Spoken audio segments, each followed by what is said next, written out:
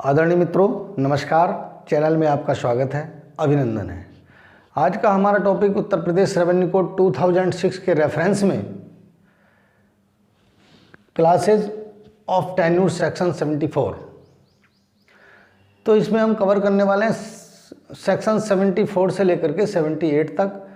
और ये टॉपिक जितना कंफ्यूजिंग है उतना ही इंटरेस्टिंग भी है और बहुत इम्पोर्टेंट है। अगर आप स्टूडेंट्स हैं तो ये मानकर चलिए कि इस टॉपिक से शॉर्ट नोट्स और लॉन्ग क्वेश्चन दोनों प्रकार के आते हैं। और यदि आपने ये अच्छे से कवर कर लिया तो आने वाले कई चैप्टर, कई टॉपिक, कई क्वेश्चनों की आपकी बैकग्राउंड तैयार हो जाएगी, उससे आप अच्छे से लिख सकते हैं।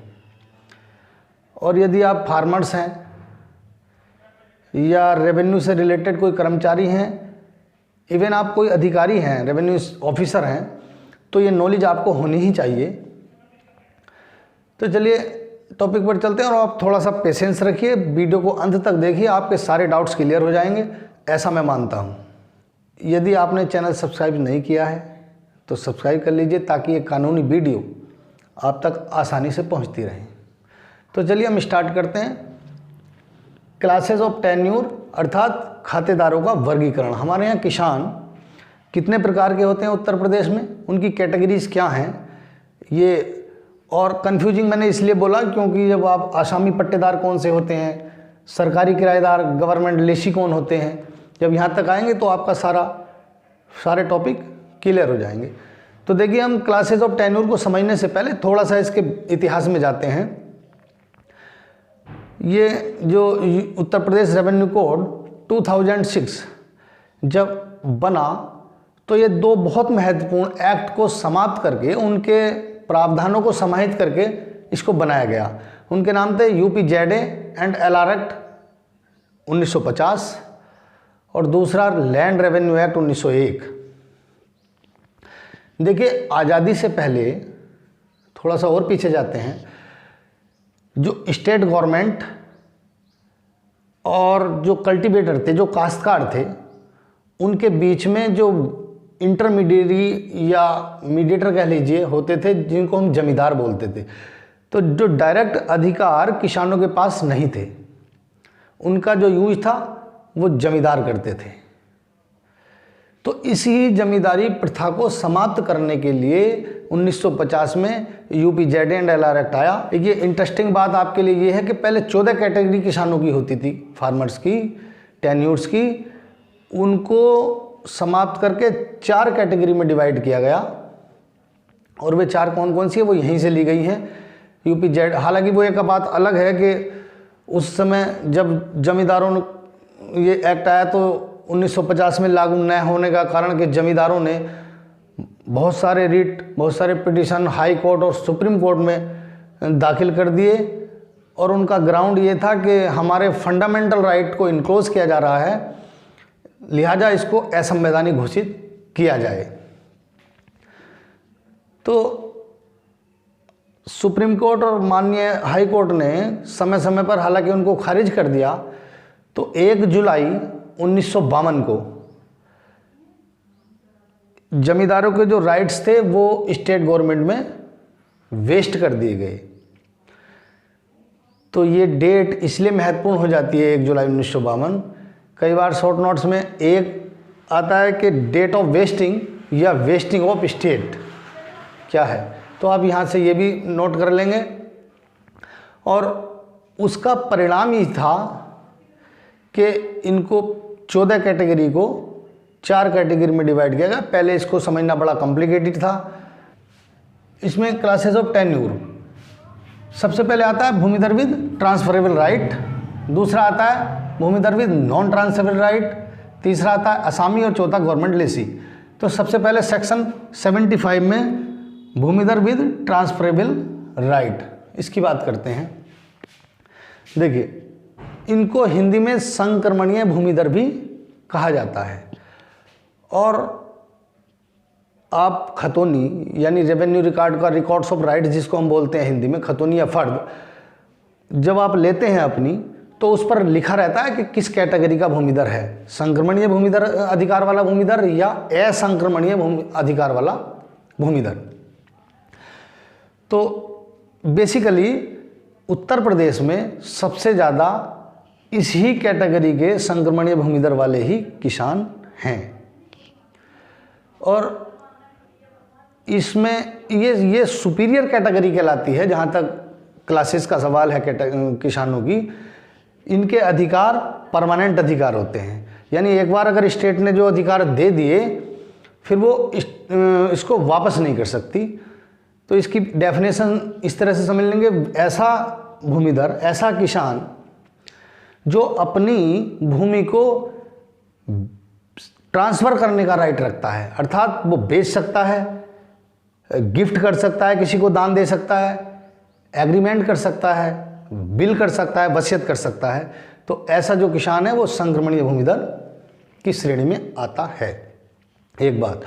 दूसरी चीज़ देखिए, इसकी सेक्शन 74 में इसकी डेफिनेशन को कहीं डिफाइन नहीं किया गया है। इतना बताया गया है कि इसका सेक्शन 75 का क्लॉज ए ये बोलता है कि जो भूमिधर इस एक्ट के इनेक्टमेंट होने से पहले भूमिधर विद ट्रांसफरेबल राइट थे, वो इसके बाद भी भूमिधर विद ट्रांसफरेबल राइट होंगे या माने जाएंगे। एक बात। और इसका क्लॉज बी ये कहता है कि यदि उत्तर प्रदेश रेवेन्यू कोड 2006 के अकॉर्डिंगली किसी भूमिधर ने ऐसा राइट किसी प्रकार से एक्वायर कर लिया है तो वे भी भूमिधर विद ट्रांसफरेबल राइट माने जाएंगे। अगला लेक्चर हम राइट्स पर डिस्कस करेंगे तो बहुत अच्छे से आपको और समझ में आ जाएगा। अगर सारा यहाँ बहुत डिटेल में जाने की आवश्यकता इसलिए नहीं, वरना वीडियो बहुत लंबा हो जाएगा। तो नेक्स्ट चलते हैं bhumidhar with non transferable right. तो देखिए ये आता है 76,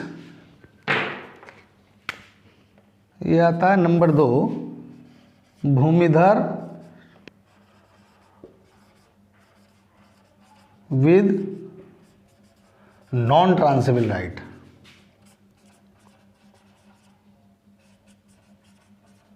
भूमिधर विद नॉन ट्रांसफरेबल राइट्स, ये आता है सेक्शन 76। इस पर बात करते हैं।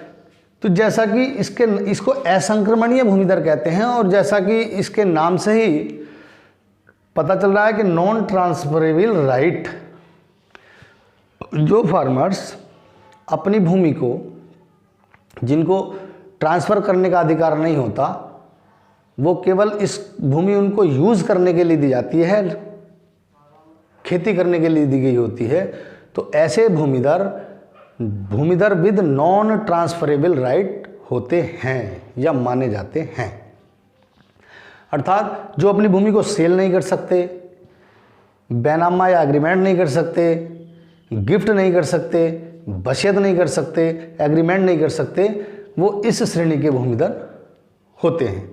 उत्तर प्रदेश रेवेन्यू कोड में इसको डिफाइन नहीं किया गया है। हाँ, इतना बताया गया है कि इसमें 4-5 तरीके हैं जिससे कि आप इसको एक्वायर कैसे किया जा सकता है, इसके राइट्स को एक्वायर कैसे कर सकते हैं। तो इसमें 1 बाय 1 बहुत जल्दी देख लेते हैं। इसका नंबर 1 है, यदि कोई व्यक्ति, कोई भूमिधर इस कोड के इनेक्टमेंट से पहले भूमिधर विद नॉन ट्रांसफरेबल राइट था, तो वो इसके बाद भी असंक्रमणीय भूमिधर माना जाएगा।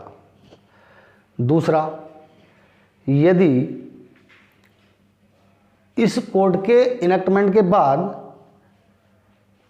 LMC यानी लैंड मैनेजमेंट कमेटी, भूमि प्रबंधक समिति ने किसी को ये अधिकार दे दिया है, असंक्रमणीय भूमिधर का जो राइट है वो उसको बना दिया है, तो वो भी भूमिधर विद नॉन ट्रांसफरेबल राइट होगा या माना जाएगा। नेक्स्ट आता है, यदि उत्तर प्रदेश भूदान यज्ञ कमेटी 1952 द्वारा किसी को ये भूमि अलॉट कर दी गई है, तो वो भी भूमिधर विद नॉन ट्रांसफरेबल राइट की श्रेणी में आता है। वो भी नहीं बेच सकता लेकिन उसको यूज कर सकता है। नेक्स्ट आता है Uttar Pradesh imposition of ceiling on land holding act 1960, अर्थात इसको हिंदी में बोलते हैं उत्तर प्रदेश अधिकतम जोत सीमा अधिरोपण 1960। इसका बेसिकली इस एक्ट के आने के बाद जिन फार्मर्स पर, जिन काश्तकारों पर एक सीमा से अधिक भूमि थी, तो उनसे लेकर के वो उन व्यक्ति को दे दी गई जो भूमिहीन थे या कम भूमि वाले थे। तो ऐसे भूमिधर जिनको ये भूमि दी गई है, अलॉट की गई है, वे भी भूमिधर विद नॉन ट्रांसफरेबल राइट की श्रेणी में आएंगे। नेक्स्ट, यदि इस कोड के अकॉर्डिंगली किसी व्यक्ति ने किसी भी तरीके से ये राइट एक्वायर कर लिया है, तो वो भी भूमिधर विद नॉन ट्रांसफरेबल राइट माना जाएगा। और इसमें एक इंटरेस्टिंग बात यह है, देखिए ऐसा भूमिधर, इसमें यदि 5 वर्ष या इससे अधिक अवधि पर ये राइट रख चुका है, तो वो ऊपर वाली श्रेणी में चला जाएगा, अर्थात भूमिधर विद ट्रांसफरेबल राइट हो जाएगा। ये सीमा पहले इस एक्ट से पहले 10 वर्ष थी, 10 या उससे अधिक, लेकिन अब उसको घटा करके 5 वर्ष कर दिया गया है। कंडीशन ये रखी गई है, जब वो भूमिधर विद ट्रांसफरेबल राइट हो गया तो वो भूमि को बेच सकता है। तो बेचने के लिए कंडीशन ये है, यदि वो ऐसी ज़मीन को बेचता है तो वो जीवन में आगे कभी उसको ऐसी भूमि LMC कभी अलॉट नहीं करेगी, पात्र हो जाएगा, नॉट एलिजिबल माना जाएगा, LMC आगे उसे कोई भूमि अलॉट नहीं करेगी। ये इसमें कंडीशन है। और bhumidhar with non transferable right वाला कोई भी व्यक्ति यदि कोई सेल करता है तो वो भूमि राज्य सरकार में निहित हो जाती है, राज्य सरकार को चली जाती है। तो मैं समझता हूँ ये दोनों आप समझ गए होंगे, भूमिधर विद ट्रांसफरेबल राइट और bhumidhar with non transferable right. Next चलते हैं सेक्शन 78। असामी कौन से पट्टेदार होते हैं? देखिए असामी भी नॉन ट्रांसफरेबल होते हैं, भूमि बेच नहीं सकते, भूमि को ट्रांसफ़र नहीं कर सकते, बट ये हेरिटेबल होते हैं। यदि किसी असामी की मृत्यु हो जाए तो उसके लीगल हियर्स जो होते हैं, यानी जो वारिसान होते हैं, उनको भूमि विरासत दर्ज हो जाती है। असामी को वो वाली लैंड दी जाती है। देखिए सेक्शन 77 की वो भूमि, जैसे तालाब की पौंड वाली भूमि है, यानी उनको वो सिंगाड़ा उपजाने के लिए दे दी जाती है पट्टे पर, या उनको मत्स्य पालन के लिए दे दी जाती है, या एक ऐसी भूमि जो नदी के आसपास वाली भूमि होती है, उसमें एग्रीकल्चर करने के पर्पज से उनको दे दी जाती है, यूज कर सकते हैं। ऐसा असामी किसी भी प्रकार से कभी भी भूमिधर विद ट्रांसफरेबल राइट की श्रेणी में नहीं आ सकता, यानी उसको ट्रांसफर हक प्राप्त नहीं हो सकते। और रेवेन्यू कोड में ये बताया गया है कि इसको किस प्रकार से एक्वायर कर सकते हैं। एक्वायर किया गया है वे 2-3 तरीके हैं। नंबर 1, यदि कोई व्यक्ति इस एक्ट के इनेक्टमेंट से पहले असामी था, वो असामी माना जाएगा। और नंबर नेक्स्ट, यदि लैंड मैनेजमेंट कमेटी इस एक्ट के बाद किसी को ये अधिकार दे देती है, यानी असामी बना देती है, तो वो भी असामी माना जाएगा।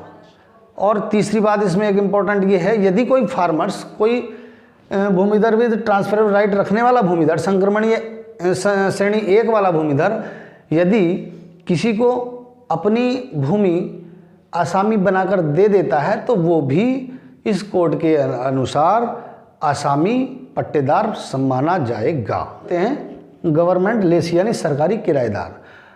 वैसे आसामी और गवर्नमेंट लेसी में बहुत समानता है, लेकिन अगर मैं डिफरेंस की बात करूं तो डिफरेंस इसमें यह है कि गवर्नमेंट लेसी वो होता है केवल इसको राज्य सरकार ही भूमि अलॉट करती है। मेन डिफरेंस ये है, देखिए असामी तो उत्तर प्रदेश रेवेन्यू कोड 2006 जो कोड है इसके अंतर्गत काम करता है, ये लागू होती है। लेकिन गवर्नमेंट लेसी पर ये कोड लागू नहीं होता। इसमें गवर्नमेंट लेसी जो गवर्नमेंट और इस किराएदार के बीच में जो एग्रीमेंट, एक लीज एग्रीमेंट रजिस्टर्ड होता है, उसकी में जो टर्म्स कंडीशन होती हैं, उन टर्म्स कंडीशन पर ही ये किराएदार, ये गवर्नमेंट लेसी काम करता है। फॉर एग्जाम्पल, जमशेदपुर का बहुत बड़ा हिस्सा गवर्नमेंट ने टाटा को 99 साल की लीज पर दिया हुआ है और उसमें वे कंडीशन लागू होती हैं जो उस लीज डीड में लिखी गई हैं।